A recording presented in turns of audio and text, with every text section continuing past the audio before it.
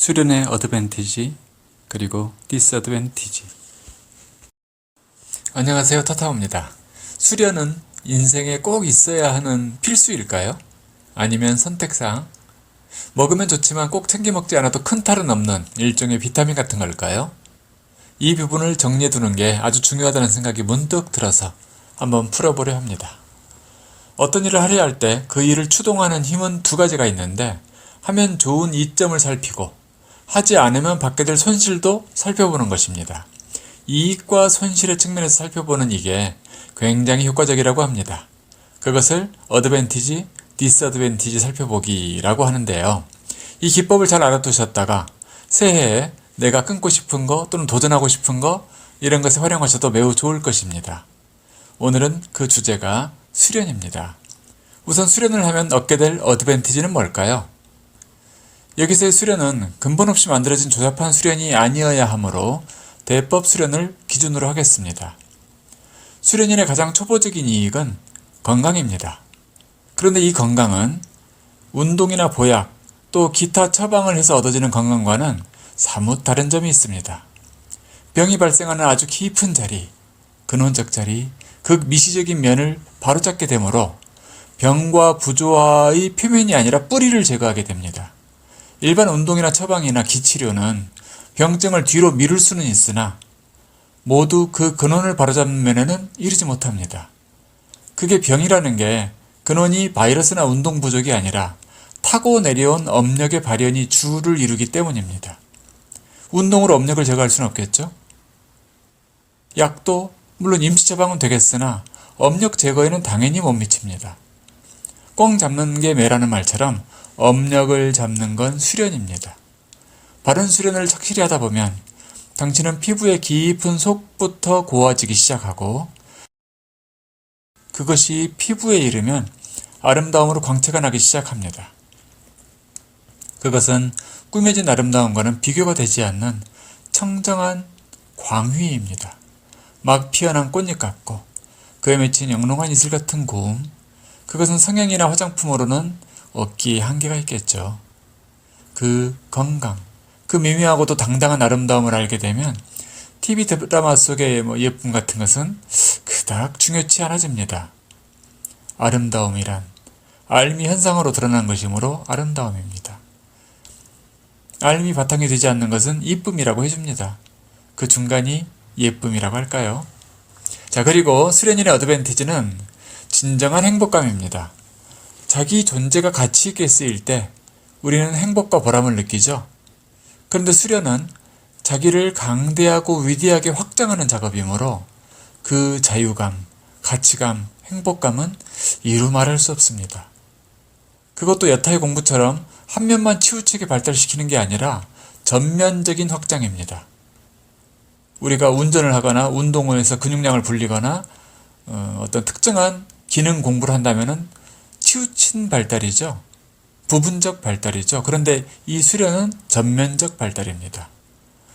자기 존재가 확장되면 자기를 제약하던, 억누르던 수많은 어둠과 무게가 다 사라지고 맙니다. 알미 웅장하게 드러나고 또 황홀한 느낌이 빅뱅을 일으키더라도 내 주체는 한없는 평화에 머무를 수 있습니다. 가장 소소하게 표현하더라도 수련하는 당신은 좋은 사람이며 착한 사람이며 성실한 사람입니다. 믿을 만한 사람이죠. 그 소소한 가치들이 또한 위대한 것이겠죠.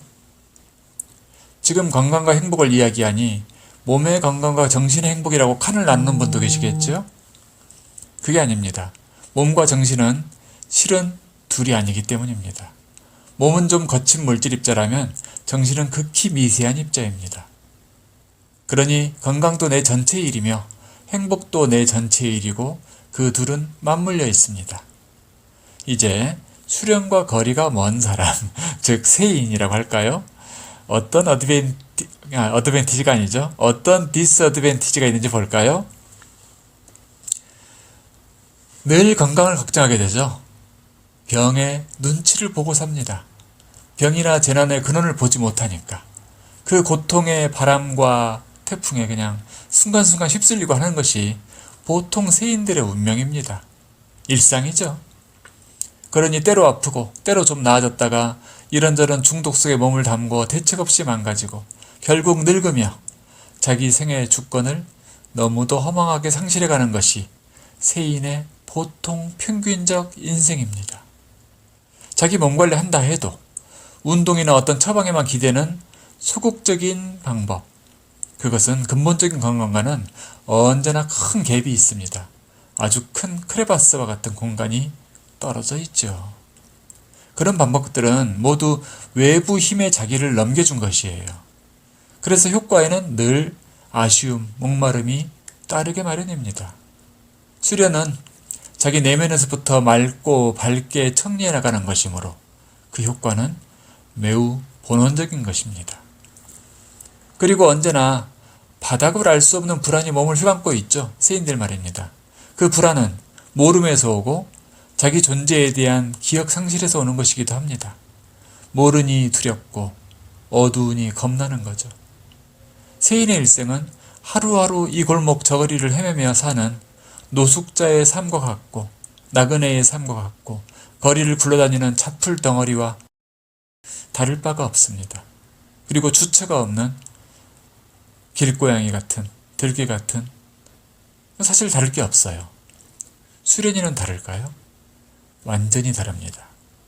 자신이 온 곳을 알고 지금 처한 곳을 알며 가야 할 곳을 안다는 것이 얼마나 다를까요? 더구나 자기 안에 얼마나 엄청난 역량이 잠재되어 있는지 세인들은 전혀 짐작도 못합니다. 그러니 늘 자기 비하라는 터널에서 괴로워하고 관계 속에서 답답해하며 미지를 두려워하고 어쩌다 신비를 감지하면 눈을 움츠리고 몸을 움츠리고 눈을 감아버립니다.